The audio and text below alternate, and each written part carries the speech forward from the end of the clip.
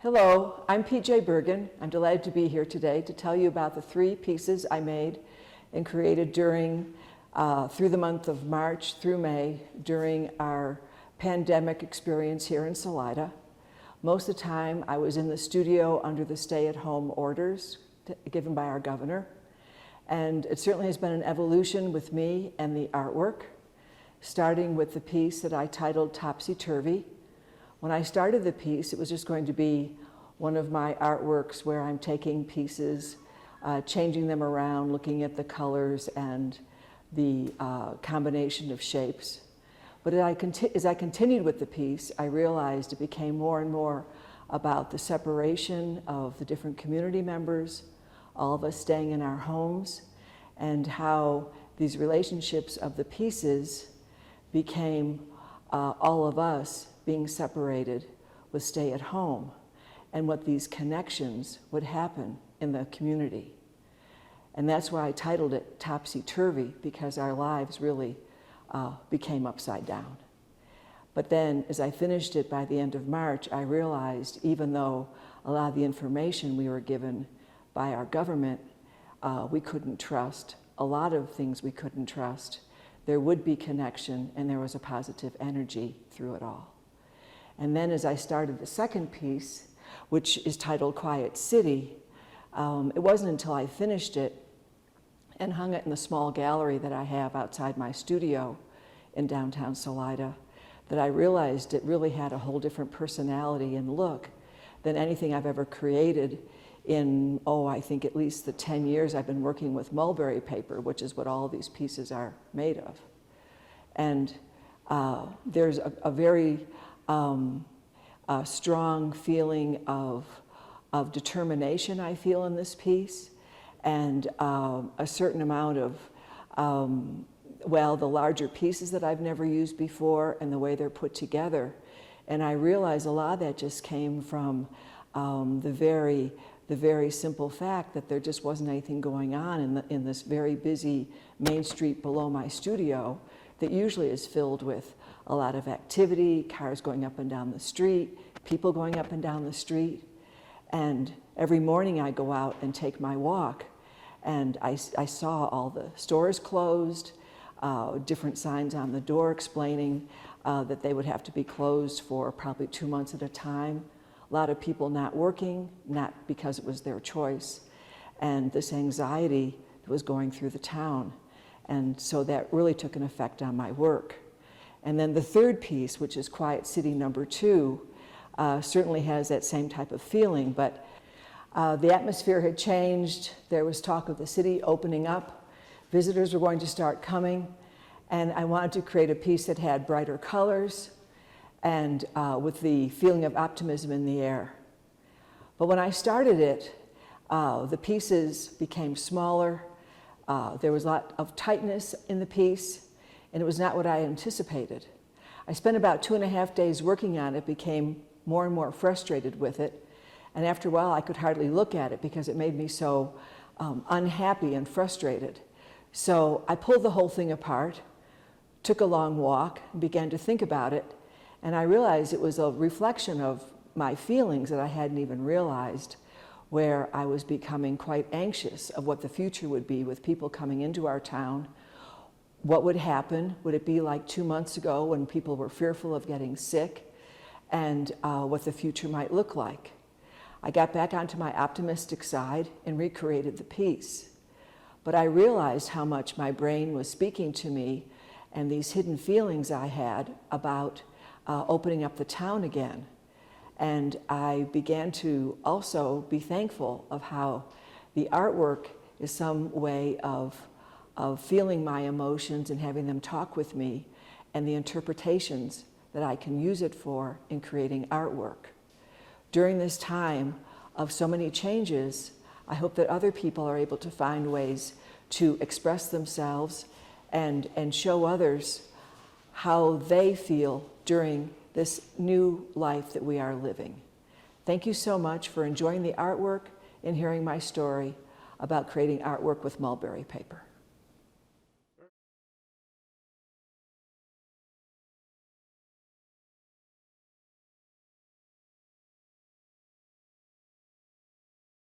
Hi everyone, my name is Sam Berglund. I'm an artist, local artist here in Salida, artist of The Grizzled Moon at thegrizzledmoon.com. I've been a local here for about 5 years, but I just quit a full-time job in past January to start art full-time.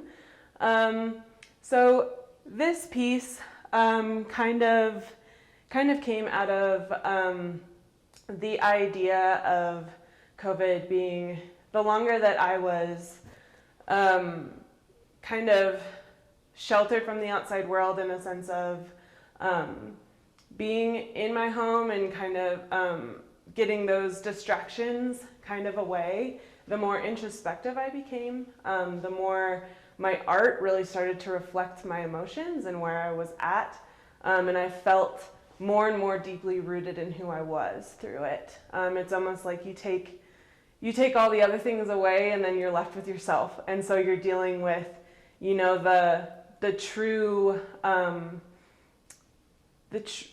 deepness of who you are, I guess. And you're just becoming more and more grounded and more rooted in who you are, in your space, in your life, and why you are who you are. So that's kind of what this piece came from, is kind of the deep roots that just kind of kept going and kept going and kept adding.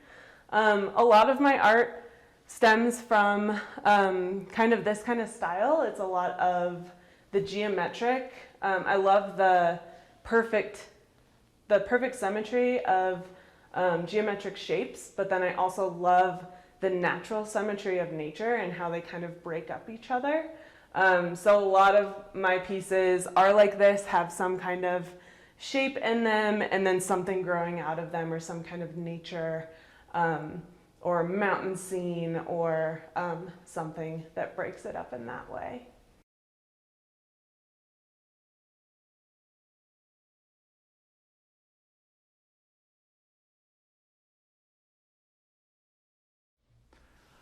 Hi, I'm Sam Vandeveld. I'm a Salida local here.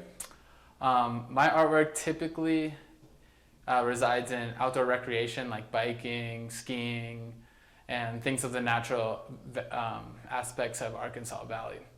However, I recently went on a river trip and didn't have cell phone reception for 5 days, get back and wondered what status would the world be in. I got back and had to quarantine, so I had a lot of time to myself and catch up on the news right as the Black Lives Matters really took off. Felt very privileged to live here, but really want to make my stance in the Black Lives Matters here in Salida. Therefore, during my quarantine times, I've created 3 Black Lives Matters pieces. So we have one that really resembles the federal level, systemic racial inequality, and then we have one for the state. I used Colorful Colorado, but I really thought Colorful Colorado should have racial equality as well involved in our name. And then I did a local level. So all 3 pieces, 50%, will be donated to either the federal, state, or local level of Black Lives Matters. And it'll start at $130, and if you want to donate more, that's great.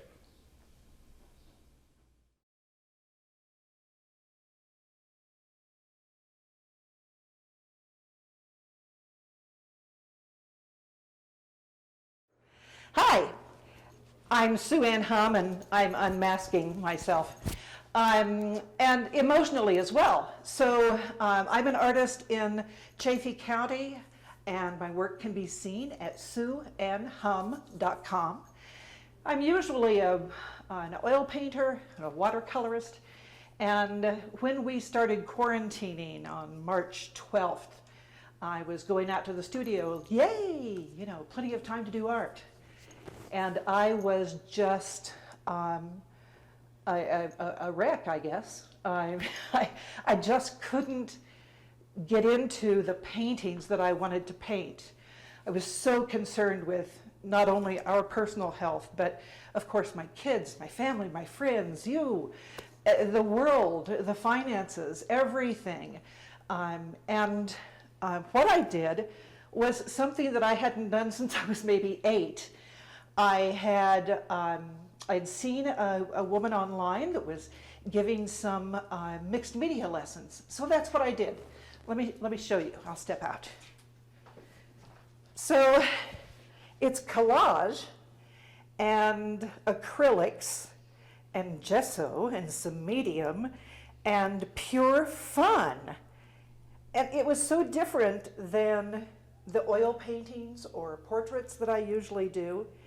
So what I did, since no one could come to the studio, was I set up this tiny museum. And some of my people that I admire came by. This, of course, is the Little Prince and Fox. And they are very interested in buying this one for flower because it's simple and it doesn't overshadow flower. Ruth Bader Ginsburg came by. Was I ever complimented, huh? And she likes the one that says she on it. Toto from Wizard of Oz down there, I have to keep an eye on him because he wants to chase the hummingbird. But Dorothy, in the meantime, has found her wishes coming true with this bright red vase here over to the right. So I also have, over the last few years, from two friends, become very interested in Chinese characters. One was Mel Strong. Mel and Bee both are strongly influenced by Chinese and Japanese Asian art, as is a friend of mine in Provence, in France. And I was supposed to be studying with her instead of being quarantined. I was supposed to be studying some ancient Asian art. So I worked that in by titling each piece with Chinese characters and also signing with the name Swan, which is kind of a mashup of Swan. So this is my tiny museum, and they are mounted on birch board. They could be on the easel, on the wall, in a frame. Very fun. And they have names like Beauty Is, and Calm, and Meandering, and Contentment, all the things I was wishing for. And since then, I did end up doing like 30 paintings while we've been quarantined, and that's kind of a comma so far. And I've done traditional oils and people again, but whenever I'm stuck, this is what I go back to. This grabs all of my feels and lets me just be expressive. It's been important. So that's my work.